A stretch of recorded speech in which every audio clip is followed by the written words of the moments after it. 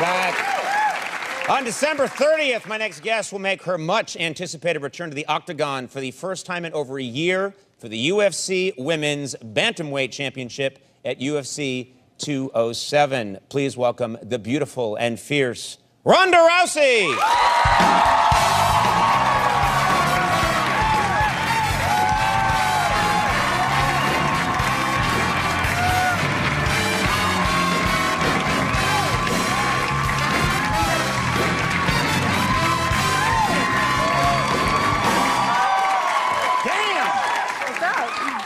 You look incredible. Thank you. You look fantastic. Working hard, thanks. Yeah, you look so sexy, and my God, how are you feeling? Good, Yeah. I'm feeling sexy now that you said it. Yeah, real sexy. All right, I'm getting creepy. I'm gonna take it down a notch. So nice to see you, and looking so beautiful and so fit. And you just took, let me just get this straight, you took a year off, and I read, and I don't know if it's true, that you got a new hobby. What's your new hobby? Well, I had a couple, but one of them's knitting. Knitting? It's part of my apocalypse plan, you know, like, where are you gonna buy clothes? You gotta knit them. So I'm just getting ready. So is there any reason you're getting ready for the apocalypse? Well, I saw 28 Days Later when I was a kid and I started having zombie nightmares, and then like I just read up about like global warming and like the freshwater crisis, and you always think, well, what would I do in that situation?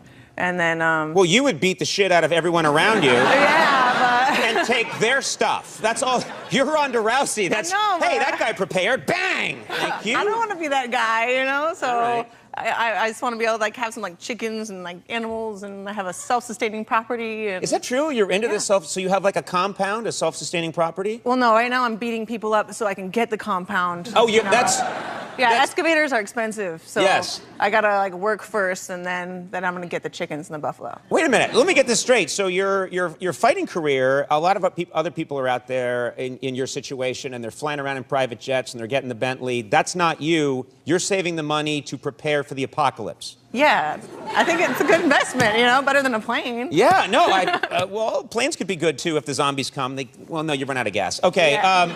So you've been, I'm just very curious about this. You said you have self-sustaining animals on the farm. What kind of animals do you have? Well, that you're gonna have. What's your plan that you would have? Well, I really like buffalo because they're cute. I used to be from Jamestown, North Dakota, and our tourist trap was we had like the biggest statue of buffalo ever, and I always wanted one. And I think alpacas would make some really good sweaters. They look cozy. And so you're gonna have an alpaca. You've learned to knit. You're in like a knitting club or something? It's like a knitting/drinking club. I had some reasons to drink this last year, you know. Do you ever wake up and you're like, what the hell did I knit? You know? Well, I only got taught how to start something, and so it just has continued on to like this infinite thing. And like I need to get the girls back together to teach me how to begin a new thing, or else I just have like a scarf that goes around the world. Right. Yeah. Like a sweater for a buffalo. You could have. So this is incredible. You're knitting and drinking, and you're also preparing for the apocalypse, or that's what you want to do, is set up a compound and get ready. Yeah. Right? All right. So you also, I'm told, are a pretty serious video game fanatic. Is that right? I mean, yeah, I was a socially awkward kid, so I've been playing Pokemon for like 19 years. And that's actually how me and Vin Diesel became friends, was I was on Fast 7, and his sister found out that I play World of Warcraft. And so like every night after filming, we would like go over to his place and like set up computers on like other sides of the room, be like, okay, we're gonna go to this dungeon, we're gonna go do this. And we would, that's what Vin Diesel does in his off time too? Yeah, it's like, you know. So Vin Diesel's in the corner, and he's like, what character does he like to be? I think he had like a Draenei, like druid or something like that. I don't think they can be druids actually, but he had some kind of a druid. And I started off the night elf hunter like most people do. And he recommended that I be a rogue, so I got myself a blood elf rogue, and I actually really like her a lot. And I can like interact with people online. I don't know what you're talking about. I know.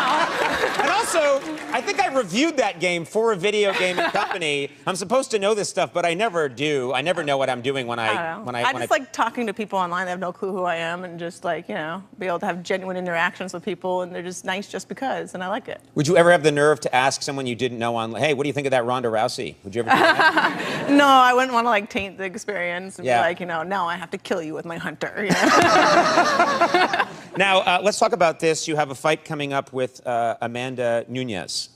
And we have actually a picture of the stare down. That is a fierce, fierce stare down. Is it true that this time around you're going to approach anything a little differently? Is that possible? Are you going to, like, for example, I heard that you might be engaging in less smack talk now?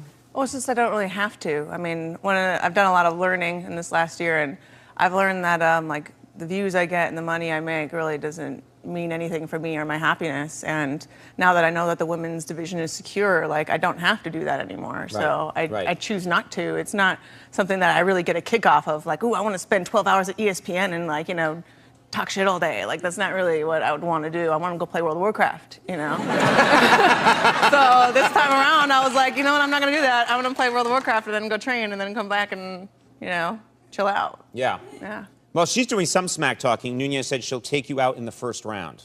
Yeah, well, she kind of has to say that because everyone knows she gasses out in the second, so she has to tell herself that it's going to happen in the first round. But what else is she going to tell herself? She's got to sleep at night somehow. There's been some discussion that after this fight that you might retire and then work on the compound. What do you think? Maybe, I don't think after this fight, but definitely soon. And the compound, I'm working on it. I got my compost going, you know, just baby steps. It's funny because it's funny, you're good talking about fighting, but then when I get you onto the areas of preparing for the apocalypse, you get so like, all right, this is my plan. And you seem to have given this a lot of thought. Yeah, because it's fun. It's like a project. It's a never-ending project. And like, I want to find land with a hot spring and get like geothermal like energy and stuff like that, and our own like fresh water. I don't know, it'd be fun. It's like, you could always improve it. You could always prepare for the apocalypse better. Okay, let's say end of days comes and things get real heavy and you're there and you're safe and you've prepared. And let's say I stagger into your compound, clothes shredded, I didn't prepare at all. Do I get to hang there with you? Well, can you bring some skills? Do you have any skills? This desk and like kind of being a wise ass, is that going to be of any value in the future? I guess you could be like the Omega of the pack. We'll let you in.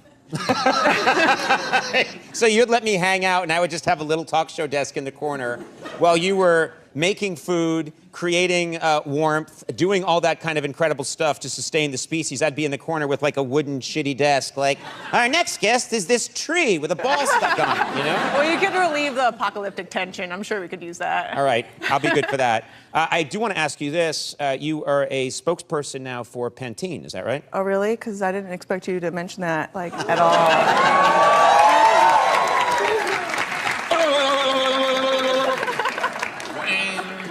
Your hair looks incredible. Thank you, so does yours.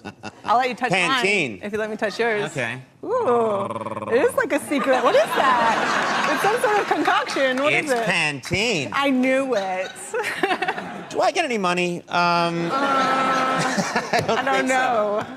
Yeah. You might now. I mean, obviously, you're someone who you're an incredibly attractive spokesperson who would a lot of companies would be vying for. Why Pantene? What was it about them that made you think, yeah, I want to do that? I think it's really the new direction that they've gone with the company. The whole "strong is beautiful" slogan is something that I really identify with, and I really feel like it's real. It's a representative of real social change that's happening, and I want to be a part of it. Very cool. Yeah. All right. Listen, Ronda is going to be taking on Amanda Nunes Friday, December 30th, in Las Vegas. You can watch it live on pay-per-view. I am rooting for you, and I'm so happy to see you, and you look amazing, and I want you to come back and talk to me again. I will. Ronda Rousey, be right back. Robert Glasper Experiment, stick around.